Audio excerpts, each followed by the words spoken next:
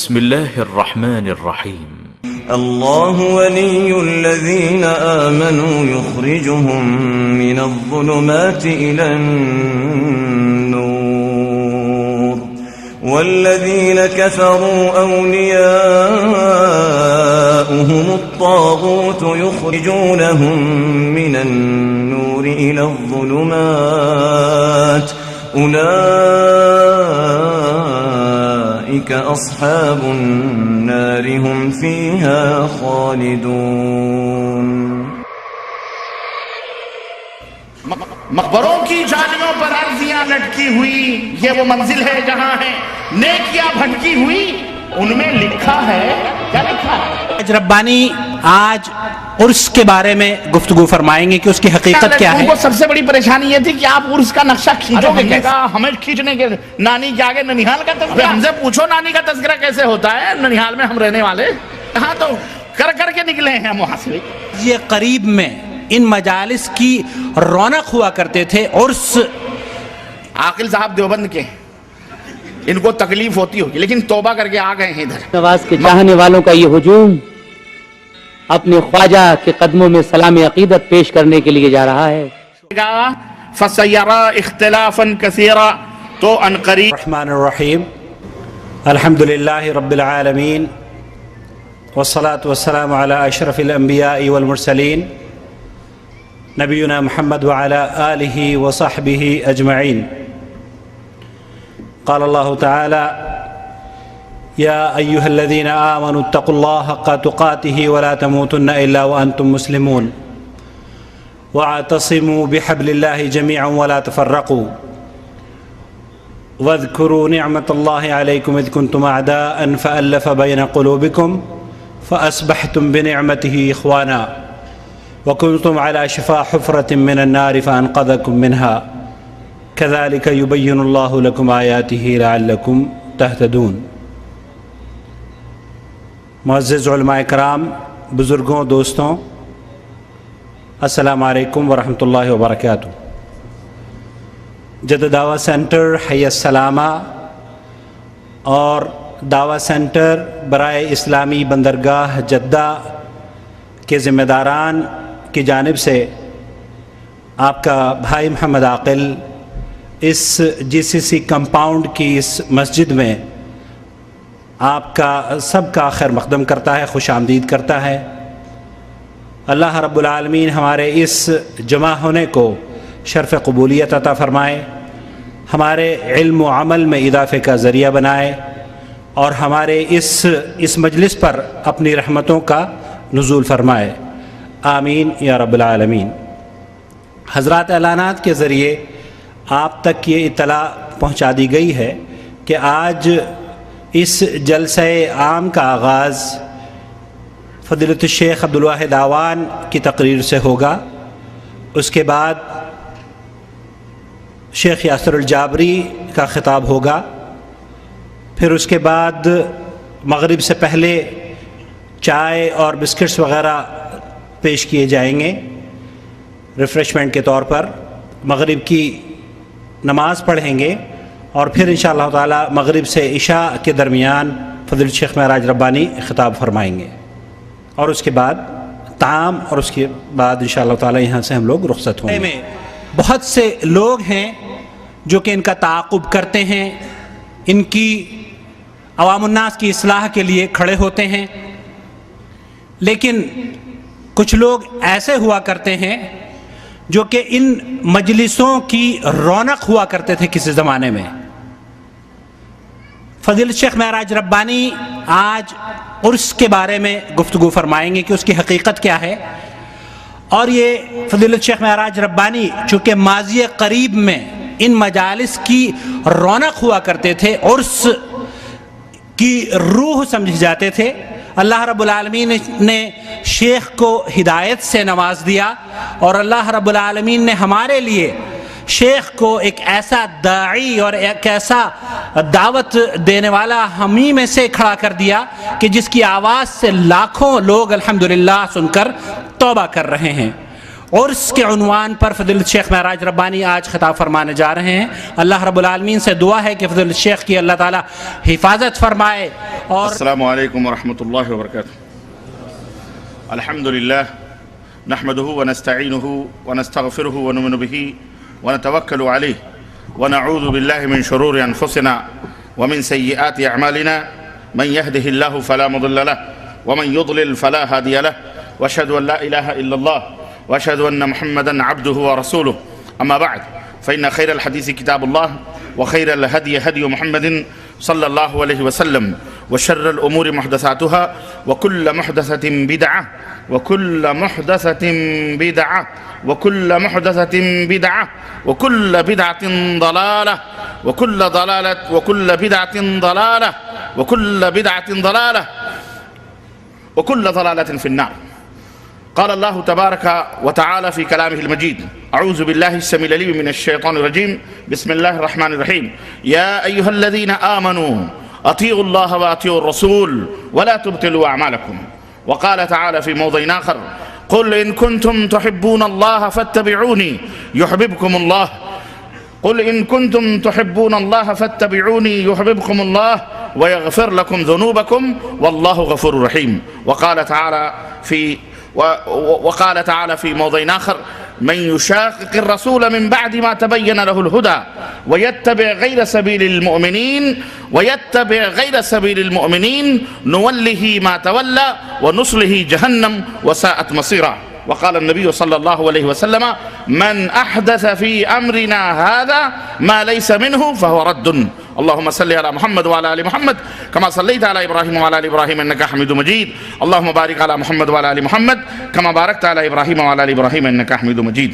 تمام قسم کی حمد و ثنا، کبریائی اور بڑائی اس اللہ عز و جل کے لیے لائق و زیبا ہے جس سے ہمیں اور آپ کو پیدا فرمایا، اور بیش بہا درود و سلام اس ذات مبارکہ مطہرہ پر جو ساری کائنات کے لیے رشد و ہدایت بنا کر کے بھیجے گئے، اور جن کا نام نامی اسم گرامی احمد مجتبیٰ محمد مصطفیٰ صلی اللہ علیہ وسلم۔ انداز بیاں گرچہ بہت شوق نہیں ہے، شاید کہ اتر جائے تیرے دل میں میری بات۔ عزیزان گرامی قدر، معزز علماء کرام، نوجوان دوستوں، بزرگوں اور بھائیوں، آج بتاریخ 21 ربیع الثانی 1430 ہجری مطابق 17 اپریل سن 2009 عیسوی کے اس جامع مسجد میں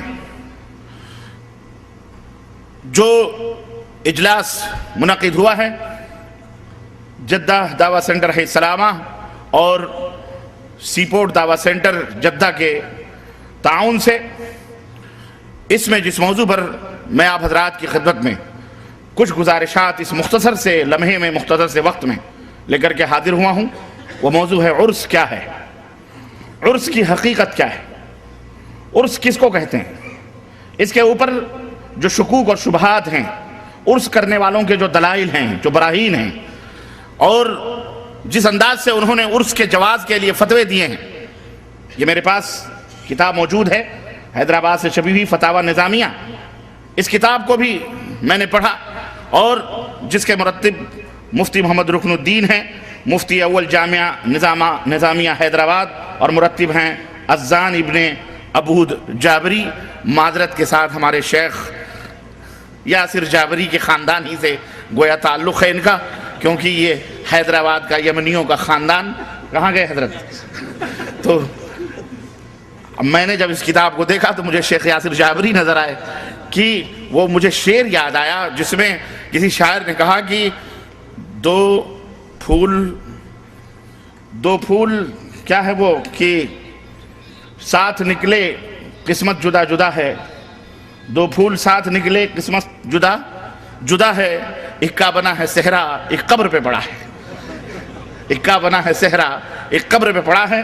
تو یہ قبر پرست یاسر اذان ابن عبود جابری، انہوں نے ترتیب دیا ہے تاہا پبلیکیشن ہاؤس، بارکس حیدرآباد دکن، جس میں انہوں نے عرس، فاتحہ، چہلم، نظر و نیاز اور 11ویں شریف اور میلاد النبی کے مکمل فتاوے اور اس کے جائز ہونے کے ثبوت پیش کیے ہیں۔ دوسری کتاب میرے پاس ہے عرس کیا ہے، یہ بہت زمانے سے میرے پاس کسی بھائی نے فوٹو کاپی کر کے روانہ کیا، بھیجا، اللہ انہیں جزائے خیر عطا فرمائے، اور اس سے بہت ساری معلومات۔ تو یہ کتاب جب میں نے پڑھی تو مجھے حیرت ہوئی کہ واقعتاً اس کتاب کے موضوع پر یا اس طرح کے موضوعات پر کوئی چیز ان بدعتیوں کو اس کے جواب میں نہیں دی گئی، یا تو ان کے ان اعتراضات کو، سوالات کو لایبو بھی سمجھا گیا، ناقابل قدر سمجھا گیا، اور جہالت کا جواب تو خاموشی بھی ہے، جواب جاہلاں باشد خاموشی۔ کہنے والے نے کہا کہ جاہلوں کے سوال کا کیا جواب دیں، اس کے اعتراض کے جواب میں خاموشی بہتر ہے، لیکن چونکہ ترا ہو جاتا ہے، غرور آ جاتا ہے، تکبر آ جاتا ہے، گھمنڈ آ جاتا ہے، اس لیے کبھی کبھی اس گھمنڈ کو توڑنے کے لیے کچھ باتیں کہہ بھی دی جائیں تو زیادہ مناسب اور وہ زیادہ موزوں اور بہتر ہوتی ہیں۔ تو عزیزان محترم، آج کے اس اجلاس میں انشاءاللہ تبارک و تعالی قرآن و سنت کے حوالے سے کچھ باتیں عرس کی حقیقت کے تعلق سے میں آپ کی خدمت میں رکھوں گا۔ اللہ عز و جل سے دعا ہے کہ اللہ تبارک و تعالی ہمیں اور آپ کو نیک عمل کرنے کی توفیق عطا فرمائے اور ہمیں خالص کتاب و سنت پر چلنے کی توفیق عطا فرمائے، آمین یا رب العالمین۔ عرض کرنے سے پہلے میں اپنے سامعین کو، آڈینس کو چند حقائق، چند باتیں بنیادی طور پر بتلانا مناسب سمجھوں گا، کیونکہ یہ وہ بنیادی باتیں ہیں جس سے غلط فہمیاں دور ہو جاتی ہیں اور لوگ ہر قسم کے شکوک و شبہات سے اپنے دماغوں کو صاف کر لیتے ہیں، اور آپ حضرات کو بھی چاہیے کہ اپنے دماغوں کو صاف کر لیں ہر قسم کے شکوک و شبہات سے، اپنے تعلق سے، اپنے میسج، اپنے مشن، اپنی تحریک، اپنی دعوت کے تعلق سے، اور اس دعوت کے جو شرکاء ہیں، جو رفیق کار ہیں، جو علماء ہیں، جو مشائخ ہیں، اور اس کی جو تنظیم ہے، جو تحریک ہے، جو جمعیت ہے، اس تعلق سے میں کچھ حقائق آپ کی خدمت میں رکھنے کی شروع میں کوشش کر رہا ہوں۔ اس کے بعد عرس کی حقیقت کیا ہے وہ میں آپ حضرات کی خدمت میں رکھوں گا۔ قرآن و سنت کے حوالے سے، قرآن و سنت کے حوالے کیا دیں گے ہم اس سلسلے میں، کیونکہ قرآن و سنت میں اس کا وجود ہی نہیں ہے، تو پھر جس چیز کا وجود ہی نہ ہو قرآن و سنت میں اور اسے دین سمجھا جائے، وہ دین کب ہو سکتا ہے؟ لیکن پھر بھی ان کے جو سوالات، ان کے جو اعتراضات ہیں وہ آپ کی خدمت میں رکھیں گے، اور انشاءاللہ ایک ایک کا تجزیہ بھی کریں گے، اور ایک ایک کی بخیے بھی ادھیڑیں گے، اور ان کی پرخچیاں بھی اڑائیں گے، اور دکھائیں گے آپ کو کہ ان دلائل کے جو انبار، یا ان کے پاس جو قرآن سنت کے دلائل ہیں، یہ کس انداز سے ان سے دھوئیں اڑ رہے ہیں یا غبار اڑ رہے ہیں، جن کی کوئی حقیقت اس کے سوا نہیں ہے کہ ایک ریت کی دیوار ہے جو سامنے کھڑی ہے، اور دیکھنے والا مسافر یہ سمجھتا ہے کہ اس دیوار کو پار کرنا بہت مشکل ہے، لیکن ہلکا سا ہوا کا ایک جھونکا آتا ہے تو ریت کی وہ دیوار کس طرح سے مسمسا کر بیٹھ جاتی ہے، اور راستہ خود ہی نظر آنے لگتا ہے، منزل دکھائی دیتی ہے۔ انشاءاللہ ایک ایک دلیلوں سے غبار اڑتی ہوئی آپ دیکھیں گے انشاءاللہ تعالیٰ، لیچر پوچھ دلیلوں سے۔ اللہ عز و جل سے دعا ہے کہ اللہ تعالیٰ ہم سب کو ابطال باطل اور احقاق حق کی توفیق عطا فرمائے۔ اللہم ارنا حقا، اللہم ارنا حقا، اللہم ارنا حقا حقا وارزقنا اتباعہ۔ اے اللہ ہمیں حق کو حق دکھلا اور اس کے اتباع کرنے کی توفیق عطا فرما۔ وَأَرِنَا بَاطِلًا وَأَرِنَا الْبَاطِلَ بَاطِلًا وَارْزُقْنَا اجْتِنَابَهُ، اور اے اللہ ہمیں باطل کو باطل بتلا، دکھلا، اور اس سے پرہیز کرنے کی توفیق عطا فرما، آمین یا رب العالمین۔ چند باتیں بنیادی طور پر، وقت بہت کم ہے اس لیے آپ جلدی سمجھنے کی کوشش کریں، میرے پاس نہ ٹائم نہیں ہے، کیونکہ مغرب اور عشاء کے درمیان کا جو وقت ہوتا ہے بہت شارٹ ہوتا ہے، اور معذرت کے ساتھ اگر 10-5 منٹ تھوڑی اگر تاخیر ہو جائے منتظمین سے تو میں گزارش کروں گا کہ تھوڑی سی تاخیر 10-15 منٹ کر لیں، اس کے بعد انشاءاللہ جماعت کھڑی ہو جائے گی، نماز ادا کر لیں گے، بیچ میں ڈسٹرب نہ کریں پلیز۔ خیر، عرض کرنے کا مطلب چند بنیادی بات ہے۔ قرآن کریم کے حوالے سے اللہ رب العزت کا فرمان، اللہ رب العزت ارشاد فرمایا، اے وہ لوگو جو ایمان لائے ہو، اطیعوا اللہ واطیعوا الرسول، اللہ کی اطاعت کرو اور رسول کی اطاعت کرو، ولا تبطلوا اعمالکم، اور اپنے اعمال کو باطل نہ کرو، اپنے اعمال کو باطل نہ کرو۔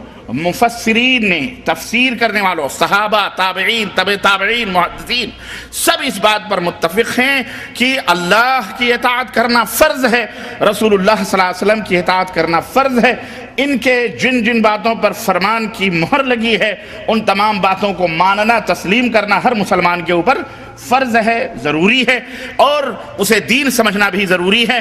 البتہ جن باتوں پر قرآن اور سنت کی مہر نہیں لگی ہے اسے دین سمجھنا یہ بدعت ہے، ضلالت ہے، گمراہی، اور وہ باطل ہے۔ وہ کیا ہے؟ وہ جھوٹ ہے، باطل ہے، کچڑا ہے، گندگی ہے، اس سے پرہیز کرنے کی ضرورت ہے۔ ٹھیک بات سمجھ میں آ رہی ہے؟ قرآن کریم کی دوسری آیت کریمہ اللہ رب العزت نے فرمایا اے میرے حبیب آپ کہہ دیجئے کہ اگر تم اللہ سے محبت کرتے ہو فاتبعونی تو میری اتباع کرو، میری پیروی کرو، میری اطاعت کرو، میرے پیچھے پیچھے چلو، یحببکم اللہ، اللہ کے تم ولی بن جاؤ گے، اللہ تم سے محبت کرنے لگے گا، اللہ تم سے محبت کرے گا، اور اس کا ثمرہ، اس کا پھل، اس کا نتیجہ، اس کا بدلہ کیا ہوگا؟ وَيَغْفِرْ لَكُمْ ذُنُوبَكُمْ، اللہ تمہارے گناہوں کو معاف فرما دے گا۔ کتنی بڑی دولت ہے، اللہ تمہارے گناہوں کو معاف فرما دے گا۔ واللہ غفور الرحیم، اور یاد رکھو اللہ بہت بڑا معاف کرنے والا، رحم فرمانے والا ہے۔ تیسری آیت کریمہ جو میں پڑھی ہے، اللہ رب العزت نے فرمایا کہ اور سنو، جو لوگ من یشاقق الرسول من بعد ما تبین له الہدی، ہدایت آ جانے کے بعد، وضاحت آ جانے کے بعد، قرآن و سنت کے دلائل اور فرامین آ جانے کے بعد جو لوگ رسول کو ایذا پہنچاتے ہیں، تکلیف پہنچاتے ہیں، وَيَتَّبِعْ غَيْرَ سَبِيلِ الْمُؤْمِنِينَ، اور مومنوں کے راستوں کو چھوڑ کر کوئی اور راستہ اپناتے ہیں، اور یہ مومنین صادقین من الانصار والمہاجرین سب سے پہلے صحابہ اور تابعین، اور سب سے پہلے مومن حضرت محمد الرسول اللہ صلی اللہ علیہ وسلم، اور ان کے زمانے کے تابعین، ان کے زمانے کے صحابہ ابو بکر، عمر، فاروق، عثمان، صحابہ صحابیات 1,24,000 کم و بیش بعض روایتوں کے حساب سے، یہ سارے مومنین ہیں، یہ سارے مومنین ہیں، صادقین ہیں۔ کون ہیں یہ؟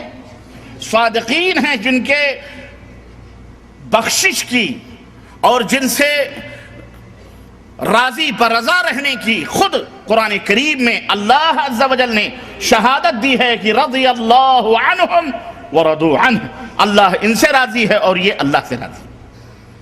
یہ وہ جنتی گروہ ہے جو نبی کے زیر سایہ جنہوں نے تربیت پائی، جن کے دلوں کو، جن کے جسموں کو رب ذوالجلال نے خرید لیا تھا۔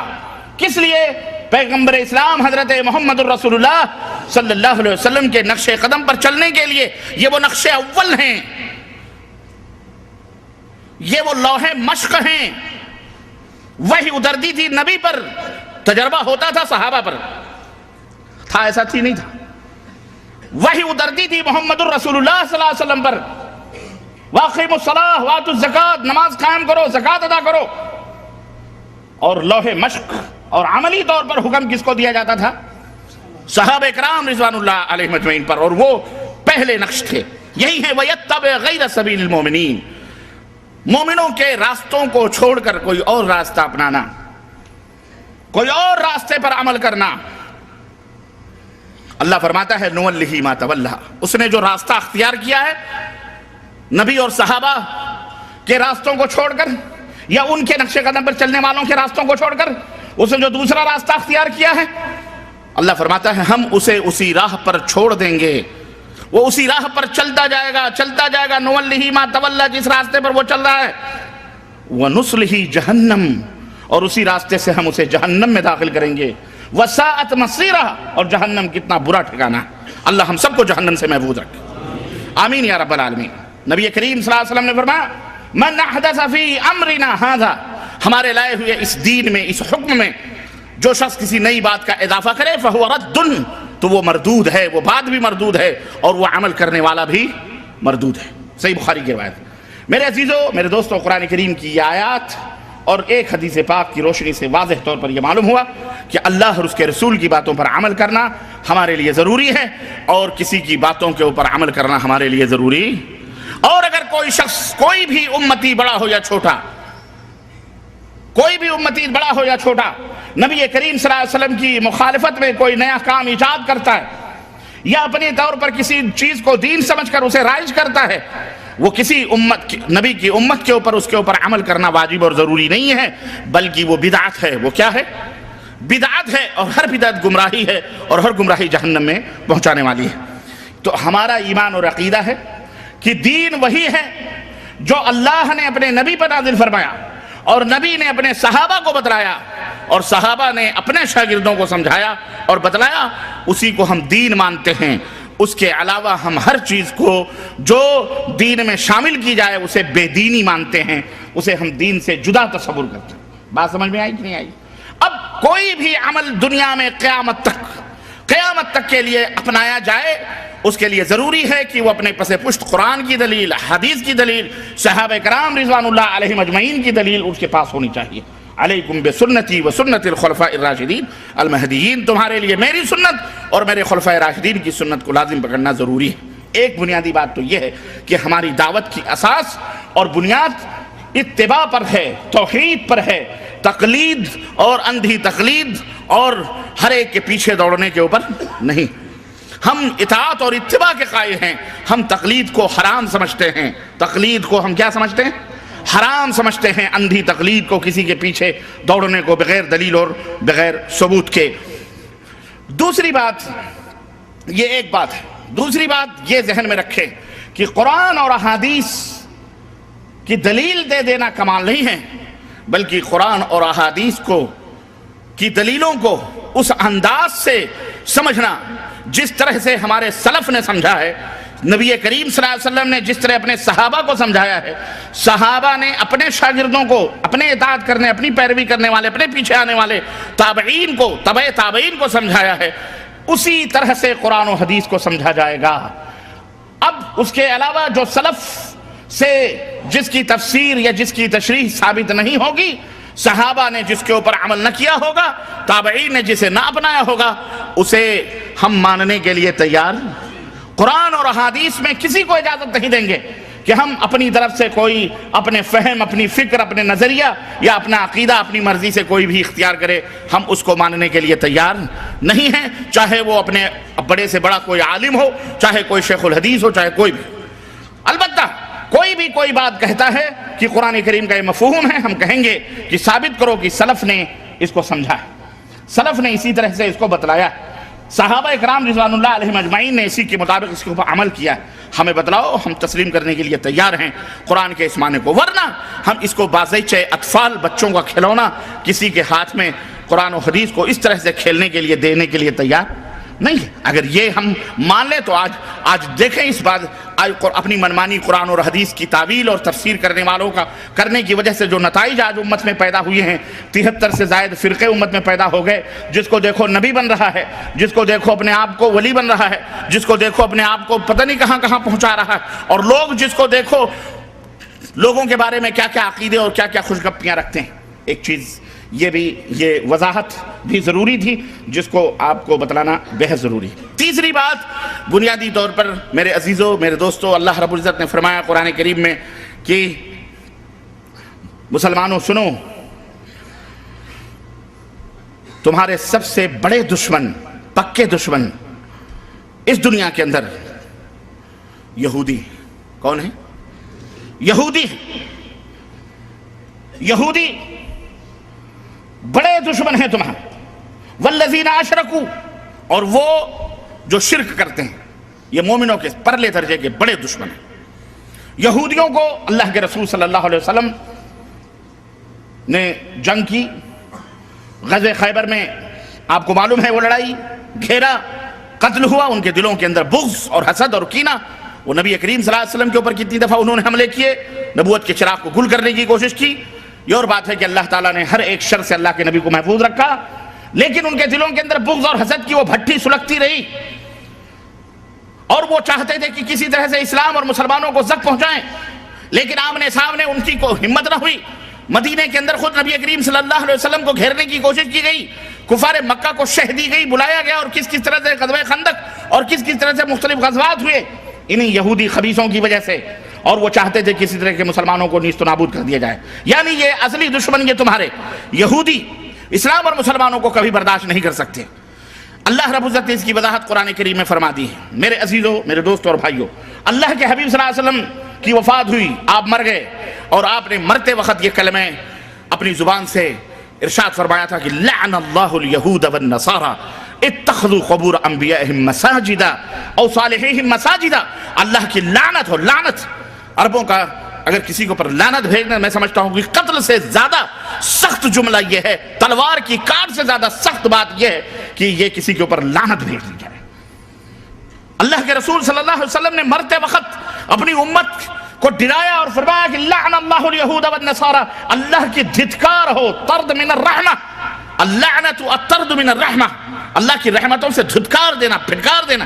اللہ کے نبی نے بددعا فرمائی اور فرمایا کہ یہود و نصارہ پر لعنت ہو اللہ کی، جنہوں نے اپنے نبیوں اپنے صالحین کی قبروں کو سجدہ گاہ بنا دیا، مساجد بنا دیا۔ یہ جملہ اتنا سخت تھا، یہودی اس کو برداشت نہیں کر سکتے تھے۔ ٹھیک ہے، اللہ کے نبی چلے گئے، ان کا انتقام لینے کا جذبہ بھڑکتا رہا، انہوں نے پلاننگ کی، اور آپ کو معلوم ہے وہ تاریخی سلسلوں میں آپ کو الجھانا نہیں چاہتا، نہ لے جانا چاہ رہا کہ حضرت عثمان غنی کا دور آیا، فتنے کا دروازہ کھلا، عبداللہ ابن سبا یہودی آیا اور اس نے کلمہ پڑھ کر اسلام کا کلمہ پڑھ کر مسلمانوں میں کس طرح سے عقیدگیوں کو اس نے بدعقیدیوں کو ایجاد کیا اور مسلمانوں کو اس کا قائل کروایا۔ اور ان کی ایک سب سے بڑی سازش اور کوشش یہ ہوتی تھی کہ وہ اپنی مرضی اپنا کام مسلمانوں سے لیتے تھے، ٹائٹل وہ استعمال کرتے تھے، لاتے تھے، عنوان دیتے تھے حسین اور خوبصورت، اور کام پش کرتے تھے مسلمانوں میں، جو بیچارے بھولے بھالے مسلمان تھے ان کے ذریعے سے وہ اسلام میں داخل کر کے اچھا ٹائٹل دیتے تھے، اسلام میں داخل کر کے مسلمانوں سے لیتے تھے، جس کا نتیجہ آج امت کے اندر موجود ہے۔ یہ رجب کے کنڈے اسی کی پیداوار ہے، اور عید میلاد النبی اسی کی پیداوار ہے، یہ نیاز، یہ فاتحے، یہ قبر۔ انہوں نے سوچا اچھا جا رہے ہو اور جاتے جاتے تم ہمارے اوپر لعنت بھیجتے جا رہے ہو، یاد رکھو تمہاری امت کو جب تک اس کے اندر ملوث نہ کریں گے ہمارا بھی نام یہودی نہیں ہے۔ آخر انہوں نے جس بیماری کی وجہ سے ان کے اوپر اللہ کے حبیب نے لعنت بھیجی، انہوں نے اللہ کے حبیب کی امت کو اسی بیماری میں مبتلا کیا، اور وہ بیماری کیا تھی؟ بولو، اتخذوا قبور انبیائہم او صالحیہم مساجدہ، انہوں نے اپنے صالحین اپنے نبیوں کی قبروں کو سجدہ گاہ بنایا تھا، میلے اور ٹھیلے اور تیوہار کا دن بنایا تھا، وہاں جا کر کے یہ اپنے دعائیں کرتے تھے، مشکل کشائی کرواتے تھے، حاجت روائی کے لیے حاضر ہوتے تھے۔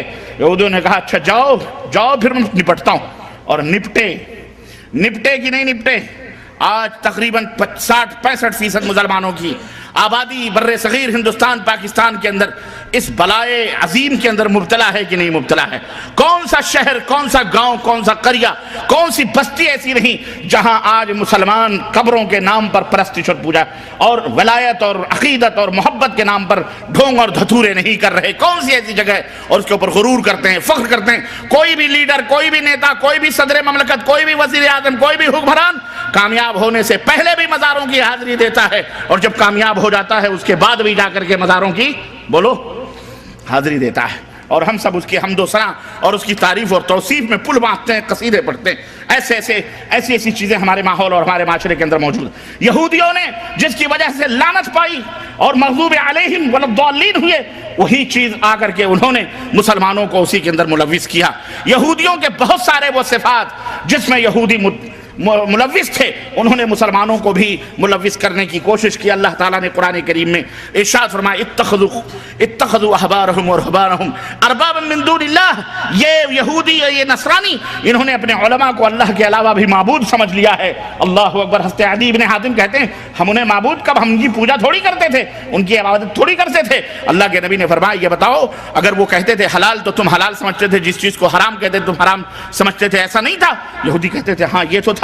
تو اللہ کے نبی نے فرمایا یہی تو انہیں معبود بنانا ہے، رب بنانا ہے، کہ امر اور نہیں کے فیصلے، شریعت کے مسائل، تم حلال و حرام کے وہ مسائل تم نے اپنے علماء کے گلے میں لگا دیے کہ یہ جس کو کہیں حلال وہ حلال، اور یہ جس کو کہیں حرام وہ حرام، نہ نبی نہ رسول نہ کچھ۔ تو اس طرح سے آج امت بھی اسی اندھی تقلید کے اندر یہودیوں کے روش پر چل کر جناب علی اماموں کے مسئلوں کو گڑھ کر کوئی فلانے امام کوئی ڈھکانے امام، ہمارے امام کے ہاں حرام، تیرے امام کے ہاں حلال، اس کے امام کے ہاں جائز، اس کے امام کے ہاں ناجائز، اس کے ہاں وہی چیز حلال ہے عبادت ہے، اور وہی دوسری چیز دوسرے امام کے ہاں حرام ہے اور گناہ ہے اور برا ہے۔ آج امت مسلمہ نبی کریم صلی اللہ علیہ وسلم کی امت اس میں ملوث ہے کہ نہیں ملوث ہے؟ بولو، تقلید اندھی تقلید کے اندر یہ سارے اور بہت سارے کارنامے، میرے پاس وقت نہیں ہے ورنہ میں ان کی دسیسہ کاریاں، ان کی ریشہ دوانیاں جو نبی کی وفات کے بعد امت کے اندر ہوئی ہیں، میں ان کا پورا نقشہ آپ کی خدمت میں پیش کرتا، اور امت اس طرح سے یہود و نصارہ کے نقش قدم پہ چلتی رہی، چل پڑی، اور آج تک یہ چل رہی ہے۔ اے مسلمانوں تمہیں ہوش کے ناخن لینا پڑے گا. اس زنگ سے، اس مکڑی کے جالے سے اور اس تاریکی ظلمت کو مٹانا ہمارا اور تمہارا کام ہے. اس کے خلاف آواز بلند کرنا، اس کے خلاف کھڑے ہو جانا اور اس کے خلاف قرآن و سنت کا پیغام لے کر کے گلی گلی، نگر نگر، ڈگر ڈگر جا کر کے مسلمانوں کے اندر بیداری پیدا کرنا، یہ ہماری اور آپ کی ذمہ داری ہے، ورنہ قیامت کے دن پوچھے جاؤ گے. حق قرآن و سنت کا نام ہے، حق کتاب اللہ اور سنت رسول اللہ کا نام ہے. اس کے علاوہ کوئی بات، کوئی چیز حق بولو نہیں. اس لیے اس کو سمجھو بھی اور اس کو سمجھ کر کے اس کے مطابق عمل بھی کرو اور لوگوں کو اس کی طرف دعوت بھی دو. یہ رجب کا کوڑا 22 رجب کو، یا کون سی رجب کو 22 رجب کو منایا جاتا ہے. جعفر صادق کے نام پر آپ تاریخ کے حوالے اٹھا کر دے. میں چیلنج کرتا ہوں اس منبر رسول صلی اللہ علیہ وسلم سے جاؤ، دنیا کے گوشے میں تاریخ اٹھا کر کے دیکھو. اللہ کی قسم ہے جعفر صادق کی نہ پیدائش 22 رجب کو ہوئی ہے، نہ ان کی وفات 22 رجب کو ہوئی ہے. جعفر صادق کا کوئی تعلق رجب کے مہینے سے ہے ہی نہیں. پھر یہ جعفر صادق کا فاتحہ کیا مطلب ہے؟ ہاں، جعفر صادق چونکہ امام ابو حنیفہ ان کے شاگرد تھے، انہوں نے سوچا کہ کسی طرح سے اپنے من کا کام ان مسلمانوں سے لیا جائے. سارے حنفی ہیں، امام ابو حنیفہ سے محبت کرتے ہیں، جب شاگرد سے محبت کرتے ہیں تو استاد سے محبت کیوں نہیں کریں گے؟ انہوں نے کیا کیا؟ انہوں نے کہا اچھا ایک تاریخ متعین کرو، اس تاریخ میں ان کو حلوے ماڈھے کھلاؤ، پوڑیاں کھلاؤ، سوہاریاں کھلاؤ اور مٹھائیاں کھلاؤ، حلوے کھلاؤ. چنانچہ انہوں نے 22 رجب المرجب کا دن مقرر کیا اور کہا کہ جعفر صادق کی فاتحہ ہے. اور جانتے ہو جعفر صادق امام ابو حنیفہ کے استاد ہیں. اب لوگوں نے کوا کان لیے جا رہا ہے، اسی کے پیچھے دوڑ پڑے. انہوں نے یہ پتہ نہیں لگایا کہ جعفر صادق کی حقیقت کیا ہے. جس طرح پروفیسر آرنلڈ جو سابق پروفیسر تھا مسلم یونیورسٹی علی گڑھ کا، اس نے ایک بات کہہ دی، اس نے اپنی ایک کتاب میں ایک بات کہہ دی، اور وہ بات یہ تھی کہ خواجہ معین الدین چشتی اجمیری نے اسلام کو متعارف کروایا ہندوستان میں. اب اس نے مستشرق عالم تھا، نصرانی تھا اور مسلم یونیورسٹی علی گڑھ کا پروفیسر تھا. اب اس نے یہ بات کہہ دی. اب ہمارے ہندوستانی مولوی اس بات کو لے کے اڑ گئے. انہوں نے تحقیق ہی نہیں کی کہ آخر اجمیری صاحب آئے کب ہندوستان، پیدا کب ہوئے، مرے کب. اب جناب عالی بڑے بڑے حکیم الامت بھی لکھتے جا رہے ہیں، بڑے بڑے تنظیموں اور تحریکوں کے لیڈر بھی لکھتے جا رہے ہیں. ابو الحسن ندوی صاحب جو بہت بڑے مولانا تھے، انتقال کر گئے، وہ بھی اپنی کتاب میں تاریخ دعوت و عزیمت میں یہی لکھ رہے ہیں کہ مشائخ چشت نے ہندوستان میں اسلام کو متعارف کروایا. استغفر اللہ. اور یہی نہیں بلکہ ایک بہت بڑے تحریک کے بانی مولانا مودودی صاحب ہیں، انہوں نے بھی اپنی کتاب کے اندر لکھ مارا کہ جو ہے پروفیسر آرنلڈ فرماتے ہیں کہ خواجہ معین الدین چشتی اجمیری نے اسلام کو ہندوستان. اب جب اتنے بڑے بڑے لیڈران دین زچ کھا سکتے ہیں، غوطہ زنی خرافات میں کر سکتے ہیں، تو لوگ جو عوام الناس ہیں بیچارے، ان کا تو مبلغ علم کیا ہے آپ خود اندازہ لگا سکتے ہیں. چنانچہ ہمارے بر صغیر میں مشہور ہو گیا کہ جناب علی خواجہ صاحب لائے ہیں، خواجہ صاحب دین کو لائے ہیں ہندوستان میں. ہند کے راجہ کون ہیں؟ بولو، ہند کے راجہ کون ہیں؟ معین الدین چشتی اجمیری لائے ہیں. اب صاحب دیکھو، صاحب وہی رٹ رہے ہیں کہ نہیں رٹ رہے؟ خواجہ صاحب نے 600 برس چھٹ اسلام کے 600 برس کے بعد خواجہ معین الدین چشتی اجمیری کہاں پیدا؟ سنجر میں پیدا ہو رہے ہیں. وہ جو افغانستان سے ادھر کا علاقہ ہے ماورا النہر کا، پیدا وہاں ہو رہے ہیں. کہاں سے ٹھوکریں اوکریں کھاتے کھواتے مجاوری کرتے ہوئے، قبر پوجتے ہوئے داتا گنج حجویری کے مزار پر 3 سال تک مراقبہ اور پتہ نہیں خرافات اور جھاڑو کشی کرتے کیسے وہ اجمیر پہنچے، جو راجاؤں اور ٹھاکروں کا دیش تھا جسے راجستھان کہتے ہیں، اجمیر کے. اور وہاں پہنچ کر کے انہوں نے اپنے 600 یعنی 600 برس تک اسلام ہندوستان میں آئے نہیں. کسی کو یہ سوچنے کی نوبت نہیں ملی کہ محمد ابن قاسم رحمت اللہ علیہ 93 ہجری میں سندھ کے دروازے کھٹکھٹا رہے تھے اپنی 12,000 فوجوں کو لے کر، جو محدثین کی علماء ربانیین کی ٹیم تھی. 12,000 مجاہدین سندھ کے دروازے کو کھٹکھٹا ہی نہیں رہے تھے، بلکہ گھوڑوں کی ٹاپوں سے ملتان اور سندھ کے سندھ کی سرزمینوں کو سبزہ بنا رہے تھے، رحمت و شفقت کا جو ہے شامیانہ کر رہے تھے، اور لوگ جوخ در جوخ اسلام قبول کر رہے تھے۔ 93 ہجری میں اس وقت امام ابو حنیفہ رحمۃ اللہ علیہ بھی نابالغ تھے، 13 برس کے تھے۔ کتنے برس کے تھے؟ لیکن کوا کان لیا جاتا ہے جب آدمی اندھا ہو جائے تو اس کا کیا علاج ہے؟ اس کا یہ علاج ہے جو جب بھی ایک آدمی اندھی چال چل گیا تو اس کو جدھر بھی ڈھکیلو بھیڑ کو تو بھیڑ کی طرح چلتی۔ یہ نہ سوچیں آپ، دیکھیں عرض کرنے کا مطلب کیا ہے یہ کہ یہی حشر ہوا ہمارے دین کے ساتھ ہو رہا ہے۔ جس نے جو کہہ دیا حضرت ہیں، علامہ ہیں، محقق ہیں، الحاج ہیں، فلانے ہیں، آپ نام کے پہلے جو القاب ہوتے ہیں وہی سجدہ ریز ہو جاتے ہیں، عقیدت و محبت میں وہی تلوے چاٹنے شروع کر دیتے ہیں، وہیں سو جاتے ہیں۔ تو پھر آگے آپ کا کیا، آپ کیسے تحقیق کریں گے؟ لیکن نہیں، سنو، مومن کی یہ شان نہیں ہے۔ مومن کی شان کیا ہے؟ یا ایھا الذین آمنوا ان جاءکم فاسق بنبأ فتبینوا۔ مومن کی علامت یہ ہے کہ کوئی بھی خبر اس تک پہنچتی ہے اس کی تحقیق کرتا ہے، بغیر تحقیق کے وہ فیصلہ۔ تو محقق وہ بنو، محقق، ان جاہل مولویوں کی طرح گدھے نہ بنو، ان جاہل ملاؤں کی طرح اندھے لولے لنگڑے نہ بنو۔ یہ تو خود ہی اندھا مقلد، اندھا کیا نابینا، کیا بینا والوں کی رہنمائی کرے گا؟ اندھے خود ہیں، جس طرح کنویں میں جا رہے ہیں سب کو کنویں میں ڈھکیل رہے ہیں۔ اللہ کے لیے میرے عزیزو سدھرنے کی کوشش کرو۔ یہودیوں نے سوچا ان کو کسی نہ کسی سے برباد کرنا، اور مسلسل چالو ہے بربادی۔ یہ نسل کشی تو آج کچھ 50-60 سال سے فلسطین کی سرزمین پر وہ کر رہے ہیں، اس سے پہلے وہ آگ اور زہر ہمارے درمیان ڈال چکے ہیں، اور یہ اب مار رہے ہیں۔ کیوں؟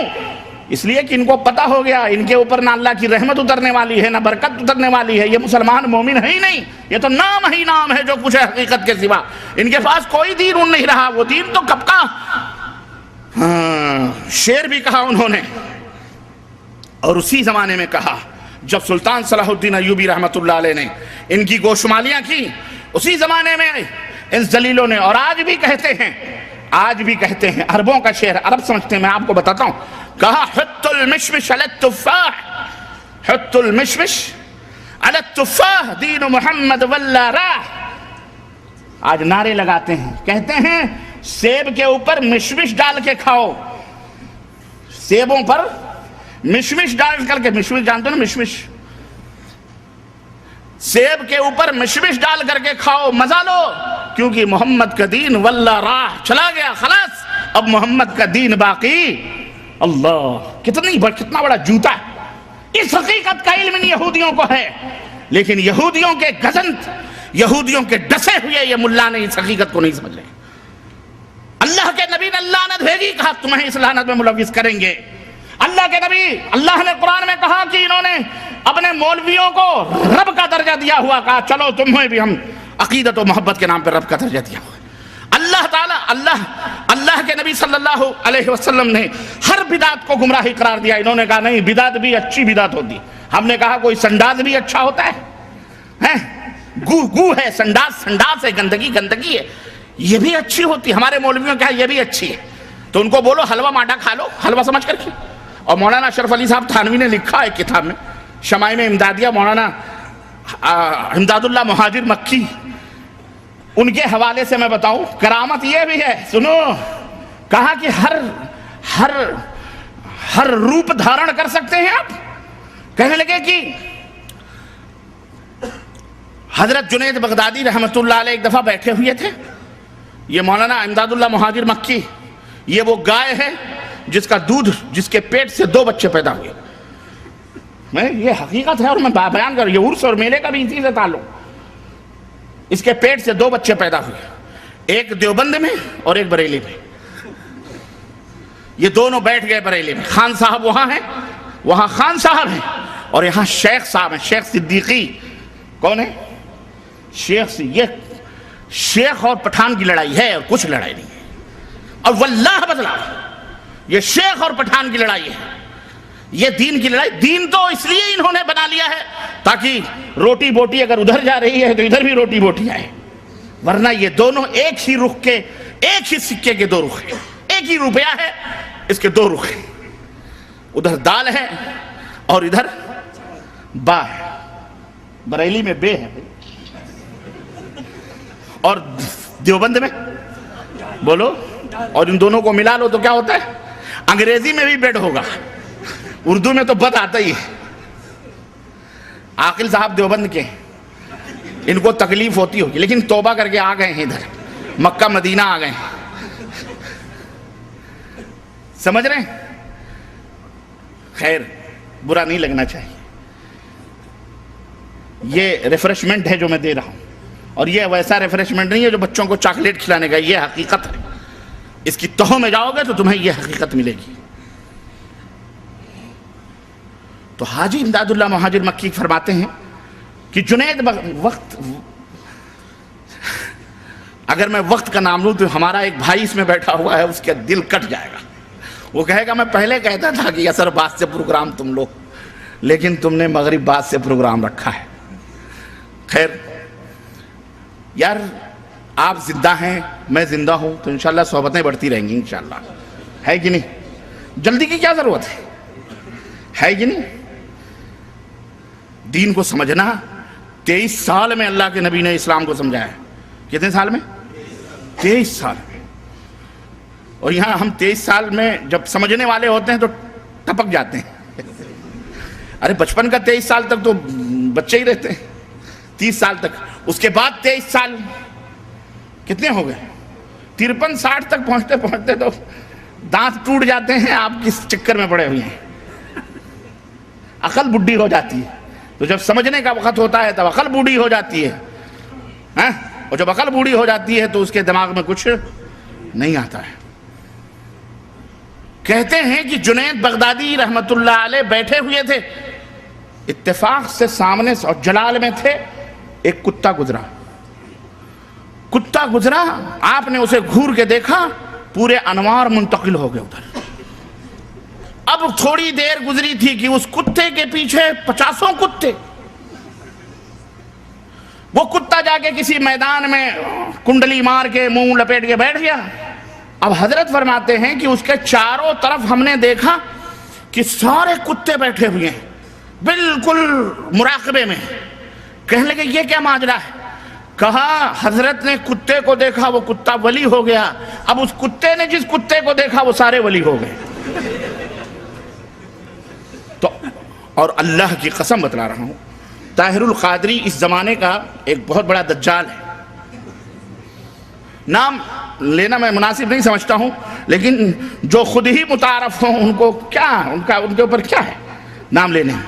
اس نے اپنی ایک تقریر میرے پاس موجود ہے, اس میں اس نے یہ کہا ہے کہ ایک بزرگ گئے جب مدینہ, تو دور ہی سے روتے روتے فضائل بیان کر رہا ان حضرت کے درگاہ, تو دیکھا کہ سائے گنبد خضرا میں ملگجے اندھیرے میں چند کتے بیٹھے ہوئے تھے. تو حضرت بھی, چند کتے بیٹھے تھے, تو حضرت بھی جا کے آلتی پالتی مار کر ان کتوں میں بیٹھ گئے. اور کہتا ہے میں تو حضور کے دربار کا کتا نہیں, کترا ہوں, کترا. کتے کی بھی تصغیر کترا. کہتا ہے میں تو کترا ہوں, کترا حضرت کے چوکھٹ کا. حضرت جا کر کے اس کتے میں بیٹھ گئے, لیکن وہ کتے بھاگے نہیں. کیوں؟ وہ معمولی کتے تھوڑی تھے, وہ کتے ہوتے تو نہ بھاگتے. نبی کے گنبد خضرا میں سائے میں آرام. وہ کتے نہیں تھے, وہ نہ جانے کہاں سے آئے ہوئے اولیاء اللہ تھے جو وہاں آرام کر رہے تھے. بھاگے نہیں اس لیے وہ کتے نہیں تھے, بھاگ جاتے تو وہ کتے. ہم نے کہا تو اپنے بزرگوں کو کتا کہہ لے, تو کتا, تیرا باپ کتا, ابن الکتا, کتے کا کتا کتا ہی ہوتا ہے. تو مومنوں کو کتا نہ کہہ, یہ کتے کی نسل ہوگی اس لیے کتے. اسلام میں کوئی مسلمان کتا نہیں ہوتا, کتے کتے ہوتے ہیں, اس لیے ان کی زبانوں سے بھی وہی کتے والی بات نکلتی ہے. میں کہتا ہوں تو کہتے ہیں ربانی کتا کہتا ہے. میں کیوں, میرے باپ کو کیا پڑی کسی کو کتا کہنے کی؟ وہ خود ہی اپنے آپ کو کتا کہتا ہے. جو خود ہی اپنے سر پہ جوتا مارے اس کو جوتا مارنے کیا فائدہ؟ وہ اللہ نے زندگی میں لعنت رکھی ہوئی, تو آپ اس کو لعنت کر کے کیا پاؤ گے؟ عرض کرنے کا مطلب یہ ہے, اس طرح سے ایک بزرگ تھے, کہا حضور آپ کیسے کتا بن جاتے ہیں اور کیسے انسان بن جاتے ہیں؟ اگر آپ کے پاس یہ کرامت ہے تو یہ حلوہ رکھا ہے نا، اور یہ پیخانہ رکھا ہوا ہے، آپ انسان ہیں کیسے کھا سکتے ہیں؟ اس نے حلوہ اٹھا کے کھا لیا، کہا میں انسان ہوں، اور تھوڑی دیر میں سنڈاس بھی کھا لیا کہ دیکھو میں حیوان بن گیا، کتا بن گیا تو سنڈاس بھی کھا سکتا ہوں۔ تو کہا انسان بن کر کے حلوہ کھا لیا اور کتا بن کر کے سنڈاس کھا لیا، دونوں ہو گیا۔ تو یہ عرض کرنے کا مطلب یہ ہے کہ یہ وہ گائے ہے۔ امداد اللہ مہاجر مکی آئیں گے، عرس مناتے ہیں، میلے مناتے، سب کچھ جائز قرار دیا انہوں نے، لیکن ان کے پیٹ سے دو نسلیں نکلیں، ایک نے دیوبند میں اپنا ڈیرا ڈالا اور ایک نے بریلی میں۔ یہ سب کے پیر روح رواں ہیں۔ عرض کرنے کا مطلب یہ ہے کہ یہودیوں نے ہمیں کہاں کہاں یہ 22 رجب المرجب امام ابو حنیفہ کے استاذ امام جعفر صادق جن کے نام کی فقہ بھی بنی ہے، فقہ جعفریہ، استاد کی فقہ نہیں مانتے، شاگرد کی فقہ لے کے چلتے ہو، نہیں سمجھ آئی؟ اور بیچارے وہ شاگرد اپنے امام کے لیے، استاد کے لیے لڑتے ہیں کہ فقہ جعفریہ نافذ کرو، لڑتے کیوں فقہ جعفریہ؟ استاد کی کیوں مخالفت کرتے ہو بھائی؟ نہیں کرنی چاہیے، لیکن بہرحال چونکہ اپنا مفاد وابستہ ہے، مصلحت ہے، اس لیے لڑتے ہیں، لیکن ہیں سب ایک چٹے بٹے۔ عرض کرنے کا مطلب یہ ہے کہ امام جعفر صادق کا نہ 22 رجب کی پیدائش ہوئی، نہ موت ہوئی، نہ کچھ کوئی رشتہ اور تعلق نہیں۔ پھر کیا ہے؟ مناسب رہے رجب کے کنڈے، فاتحے دنا دن ہو رہے ہیں، گوشت تک نہیں بنتے، اس دن باقاعدہ پاک صاف گھر کیا جاتا ہے۔ یہ وجہ کیا ہے؟ اصل بات یہ ہے، پردہ اٹھا دوں میں؟ ہاں، اصل مسئلہ کیا ہے کہ 22 رجب وہ عظیم الشان تاریخ ہے، سب کو پتا ہے، لیکن یہودیوں کو پتا ہے، مسلمانوں کو نہیں پتا ہے۔ جس عظیم الشان تاریخ کو ایک عظیم رہنما، وحی کا لکھنے والا، نبی کریم صلی اللہ علیہ وسلم کا اپنی زبان میں کہہ لیں تو سالہ، جس کی بہن ام حبیبہ نبی کریم صلی اللہ علیہ وسلم کی زوجیت میں، جس کا باپ بھی صحابی، جس کا باپ بھی صحابی، وہ خود بھی صحابی، 20 برس تک جس نے پوری اسلامی سلطنت میں بلا شرکت غیر حکمرانی کی ہے، اور جس کی حکمرانی کے دن سونے کے پنوں پہ لکھنے لائق 22 رجب المرجب کو وہ مبارک ہستی جو نبی کے وحی کو لکھا کرتی تھی، کاتب وحی، صحابی رسول کا بیٹا، عظیم جرنیل اور کرنیل کا بیٹا، خود بھی جرنیل، اس کا بیٹا بھی جرنیل، خود بھی 22 رجب المرجب کو وہ حادثہ سانحہ ہوا، وہ حادثہ فاجعہ ہوا، جس دن اس شخص کی وفات ہوتی ہے اور وہ اس دنیا کو الوداع کہہ کر کے اللہ مالک حقیقی سے جا کے ملتا ہے۔ 22 رجب کی تاریخ وہ رجب تاریخ تھی جس نے یہودیوں کے چھکے چھڑائے تھے، جس نے یہودیوں کے دانتوں سے پسینے نکلوائے تھے۔ وہ تھے کون معلوم ہے؟ سیدنا امیر المومنین معاویہ ابن ابی سفیان رضی اللہ تعالی، زور سے کہو رضی اللہ تعالی، زور سے کہو رضی اللہ تعالی عنہما، تاکہ دشمنان کو چرکے چلیں، سینوں پر چرکے چلیں، ان کے یہودیوں کو بھی چرکے چلیں۔ اور یہودیوں کو کیا نسبت ہے؟ لیکن انہوں نے جو ذریتیں چھوڑی ہیں، اپنی اولاد جو امیر معاویہ کو گالیاں دیتے ہیں، ان کے بیٹوں کو گالیاں دیتے ہیں، ان کے سینوں کے اوپر چرکے چلائیں۔ وہ اپنے آپ کو مسلمان بھی کہتے ہیں۔ ہم کہتے ہیں جو صحابہ کو گالی دے، جو صحابہ کی توہین کرے، اس کا اسلام میں کوئی حصہ ہو سکتا ہے؟ یہ ہے 22 رجب، کہا عنوان دیا فاتحہ، اللہ رجب کے کنڈے بھرو، بزرگ امیر جعفر صادق کے فاتح۔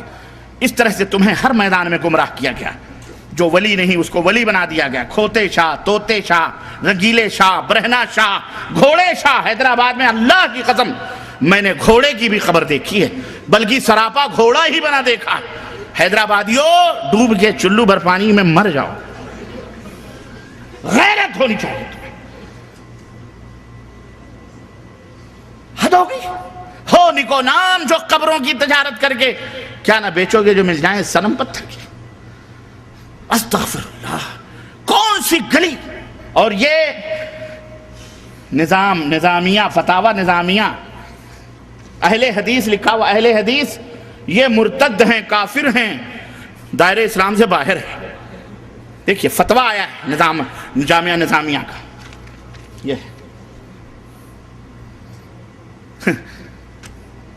جن کے سر سے لے کر پیر تک شرک و بدعت کی گندگیوں میں غلاظتوں میں جو ڈوبے ہوئے ہوں، وہ چوہڑے اور چمار ہمیں چلے ہیں آگ دکھانے کے لیے، جن کی باتوں کو جوتے کی نوک سے اڑانا بھی میں جوتے کی توہین سمجھتا ہوں، بڑی دور کی بات رہی۔ ایسے لوگ چلے ہیں ہمیں کافر اور مشرک اور دین بد مذہب اور غیر مقلد اور پتہ نہیں کیا کیا کہنے کے لیے، جن کا ذکر بھی کرنا میں گناہ سمجھتا ہوں۔ لیکن حد ہو جاتی ہے جب تکلیف ہوتی ہے دین الہی، دین اللہ کے دین کے نام پر جب یہ ڈھونگ دھتورے ہوتے ہیں اور قرآن و سنت کو چیگم کی طرح کھینچ تان کر اپنے مقصد اور اپنے مفاد کے لیے جب استعمال کیا جاتا ہے تو ضرورت پڑتی ہے کہ اس کا آپریشن بھی کیا جائے، ہے کہ نہیں؟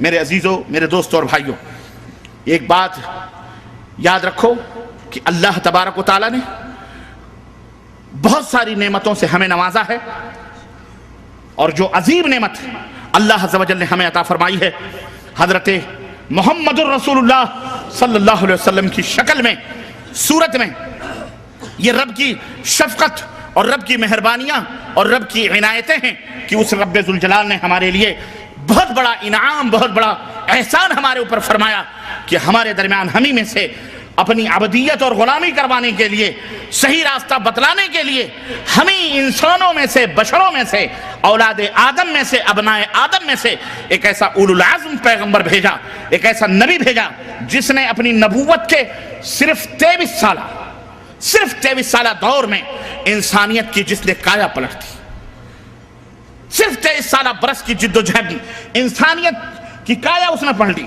نادان اور ناقدر شناس انسان نے خود اپنی شرافت اور کرامت کے گوہر نایاب کو معاصی، گناہوں اور بدکاریوں کی جن نجاستوں اور غلاظتوں میں لگ پر کر دیا تھا، اس کو اس نبی نے پاک و صاف کیا، اس نبی نے پاک و صاف کیا، دنیا میں اس طرح اس انسان کو اجاگر کیا کہ آج اس کی چمک اور دمک سے نگاہیں چکا چوندھ ہیں، تاریخ انسانیت کا پورا سرمایہ اس کی مثال پیش کرنے سے قاصر ہے۔ کسی شخصیت نے اس بگڑی ہوئی قوم کو اتنی جلد سدھار دیا ہو، یہ کسی شخصیت کے اندر یہ معجزہ موجود نہیں ہے۔ اگر یہ اعجاز موجود ہے تو صرف اور صرف پیغمبر اسلام حضرت محمد رسول اللہ صلی اللہ علیہ وسلم کو یہ مقام و مرتبہ ملا ہوا ہے، جس نے سینکڑوں اور ہزاروں خداؤں کی پوجا کرنے والی قوم کو ایک اللہ کا پرستار بنا دیا، ایک اللہ کے سامنے جن کو جھکایا، اور صدیوں کے ٹوٹے ہوئے دلوں کو ایک رشتے کے اندر اس نبی نے جوڑ دیا اور سب کو بھائی بھائی بنا دیا، سب کو بھائی بھائی بنایا۔ توحید کے ترانے اور محبت کے نغموں سے دنیا کا گوشہ گوشہ گونج اٹھا، فسق و فجور، فحاشی، بے حیائی اور بدکاری کے بڑھتے ہوئے سیلاب کو اس نبی نے پہاڑ بن کر کے روکا۔ کمزوروں اور بے کسوں کی کراہتی ہوئی دنیا کو ظلم و استبداد کے آہنی پنجوں سے چھڑا کر امن و راحت کے ابدی گہوارے میں لا کر کے بٹھایا۔ اور کتنی سچی بات اس کے اللہ نے، ہمارے اور آپ کے رب نے، پاک پروردگار نے قرآن کریم میں بیان فرمائی ہے۔ ارشاد ربانی ہے، لقد من اللہ علی المؤمنین، لقد من اللہ علی المؤمنین اذ بعث فیہم رسولا من انفسہم یتلو علیہم آیاتہ ویزکیہم ویعلمہم الکتاب والحکمہ وان کانوا من قبل لفی ضلال مبین۔ بے شک اللہ نے مومنوں پر بڑا احسان کیا ہے، اور یقیناً یہ اللہ کا احسان ہے۔ کیا احسان ہے، کیا انعام ہے؟ کہ انہی کے جنس سے ان میں ایک ایسا رسول بھیجا، پیغمبر بھیجا، جو ان کو اللہ کی آیتیں پڑھ پڑھ کر کے سناتا ہے، اللہ کی آیتیں پڑھ پڑھ کر کے سناتا ہے، ان کو ہر قسم کی گندگیوں سے پاک و صاف کرتا ہے۔ اور تیسرا مشن کیا ہے؟ ان کو کتاب الہی اور حکمت و دانائی کی باتیں بتلاتا اور سکھاتا ہے۔ یقیناً یہ لوگ رسول کی بعثت سے پہلے کھلی ہوئی گمراہیوں اور غلطیوں کے اندر مبتلا تھے، یہ پاک پروردگار کا فرمان ہے۔ تو اللہ رب العزت نے اس نبی کو بھیج کر کے ایک عظیم الشان احسان فرمایا، اور آپ پورے دین اسلام کو اور تعلیمات نبوی کو 4 حصوں میں تقسیم کر سکتے ہیں۔ ایک حصہ عقائد کا ہے، دوسرا حصہ عبادات کا ہے، تیسرا حصہ معاملات کا ہے، چوتھا حصہ اخلاقیات کا ہے۔ اس طرح پورے دین کو 4 چیزوں میں آپ متعین کر کے ان چاروں کی اصلاح اللہ کے حبیب حضرت محمد الرسول اللہ صلی اللہ علیہ وسلم نے کی، اور مکمل عقائد کی بھی، اخلاق کی بھی، معاملات کی بھی اور عبادات کی بھی کامل و مکمل تعلیم ہمارے نبی حضرت محمد الرسول اللہ صلی اللہ علیہ وسلم دے کر کے اس دنیا سے رخصت ہوئے۔ آپ نے کسی معاملے کو ادھورا، ہر وہ کام جو اللہ کی رضا کے لیے ہوتا، ہر وہ کام جو اللہ سے قریب کرنے والا تھا، ہر وہ نیکی جو جنت میں پہنچانے والی تھی، ہمارے نبی حضرت محمد الرسول اللہ صلی اللہ علیہ وسلم بتا کے گئے کہ نہیں گئے؟ اور ہر وہ برائی جو اللہ کو ناراض کرنے والی تھی، ہر وہ برائی جو جہنم میں پہنچانے والی تھی، ہمارے نبی حضرت محمد الرسول اللہ صلی اللہ علیہ وسلم نے ان سے منع کیا اور اس سے روکا۔ اور سب سے بڑی اہمیت عقائد کی اصلاح کی اللہ کے نبی صلی اللہ علیہ وسلم نے دی، اس کا اندازہ آپ اس بات سے لگا سکتے ہیں کہ روزہ مدینے میں فرض ہوا، حج مدینے میں فرض ہوا، زکوٰۃ مدینے میں فرض ہوئی، 23 برس تک اللہ کے نبی نے صرف ایک عقیدے کی اصلاح کے اوپر آپ نے اپنے وقت کو صرف کیا۔ نماز وہ بھی 10 برس بعد سن 10 ہجری کے اندر یعنی مکے کے اندر فرض ہوئی، لیکن اس کا تقریباً 10 سال کے بعد نماز کی فرضیت کا اعلان نبی کریم صلی اللہ علیہ وسلم نے فرمایا۔ اس طرح سے میرے عزیزو، میرے دوستو، اللہ کے رسول صلی اللہ علیہ وسلم نے اس دین کو مکمل کیا، کامل کیا۔ یہ جو شرک ہے، یہ کن وجوہات کی بنا پر لوگوں کے اندر آتا ہے وہ بات، اور پھر آگے میں اپنی بات کو بڑھاتا ہوں۔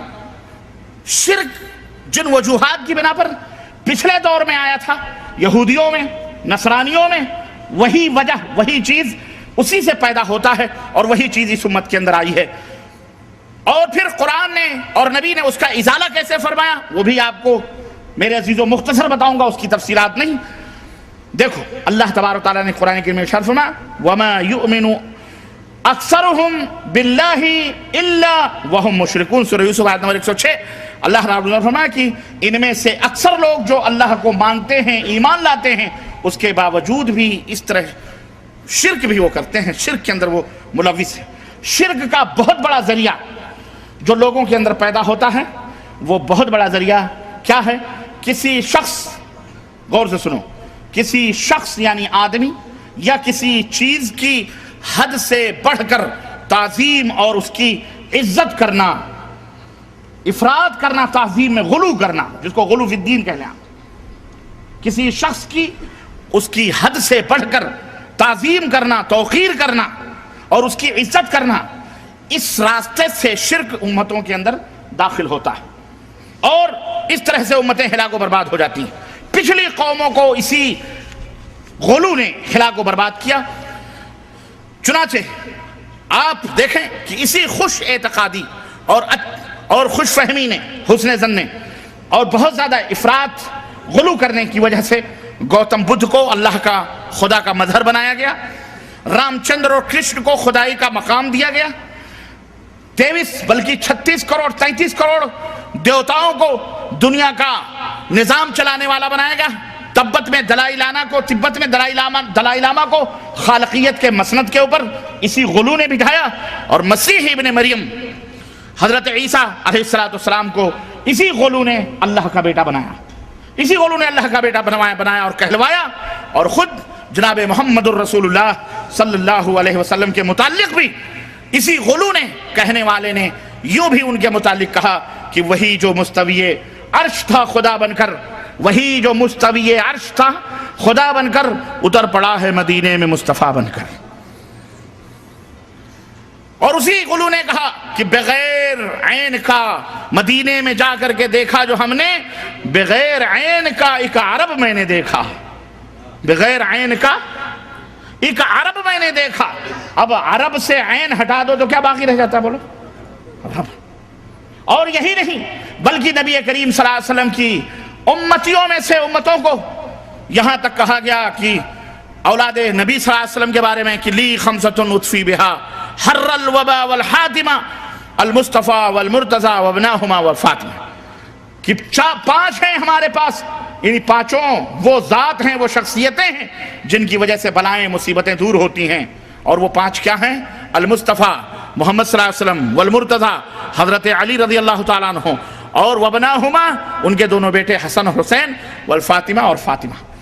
یہ 5 چند پاک کا تصور پیش کیا، انہیں بھی الوہیت کے مقام کے اوپر بٹھا دیا۔